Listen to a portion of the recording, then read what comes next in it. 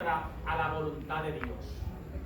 Pero aquí vemos a Nehemías, gloria al Señor, el deseo que Nehemías tiene a su vida, o que tiene el anhelo, el celo que tiene, lo tiene y le viene por el Espíritu. Por eso cuando nosotros algo viene, ¿para qué? Para que nosotros seamos bendecidos conforme a la palabra de Dios. Siempre van a venir cosas, ministraciones bajo el Espíritu de Dios. El Espíritu nunca nos va a dirigir por un camino equivocado.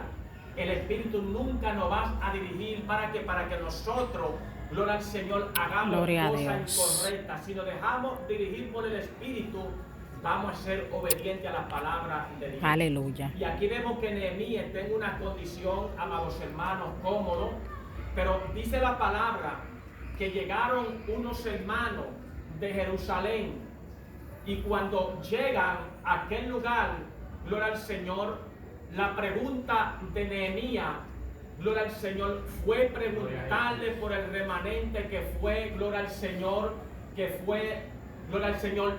esclavizado. O sea, el remanente que fue, gloria al Señor, en aquel entonces, y fue destruido, o sea, fue cautivo. Alabado sea el nombre del Señor. Entonces, los que quedaron de la cautividad, gloria al Señor, estos andaban dispersos.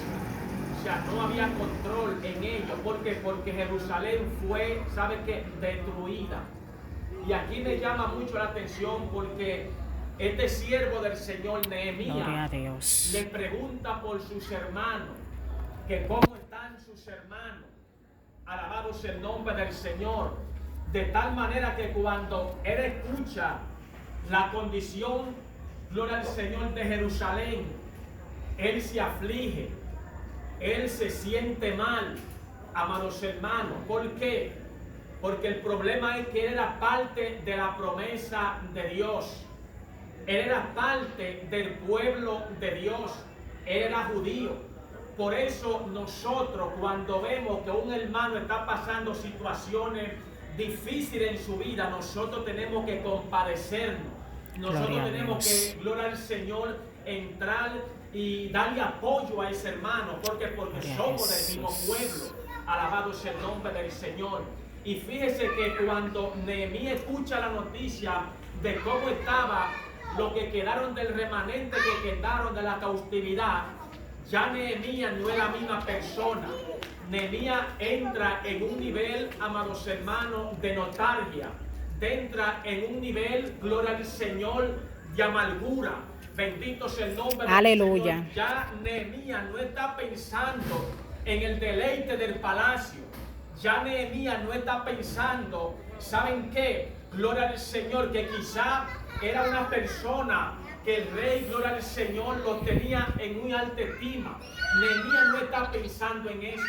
Nehemías ya lo que está pensando en la destrucción de Jerusalén, en la destrucción, cómo estaban los muros. Alabado sea el nombre del Señor.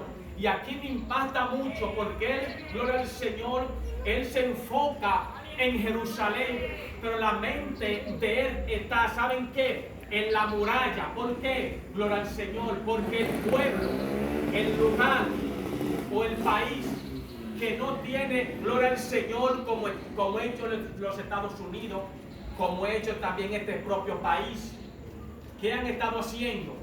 Gloria al Señor, en la frontera, están levantando, gloria al Señor, murallas. O sea, están levantando, gloria al Señor, protección. Alabado sea el nombre del Señor. Por aquí vemos que Nehemías, gloria al Señor, se enfoca. ¿Por qué? Porque los muros de Jerusalén fueron hechos ceniza, fueron desbaratados.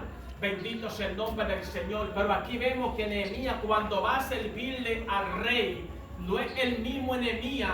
Alabado sea el nombre del Señor. Antes de recibir esta noticia, cuando Nehemías recibe esta noticia, ya va, el semblante le cambia. Ya no es la misma persona. De tal manera que el rey pudo ver su físico, pudo ver su rostro, que no era igual. Alabado sea el nombre. Gloria a Dios. Para que usted entienda, cuando una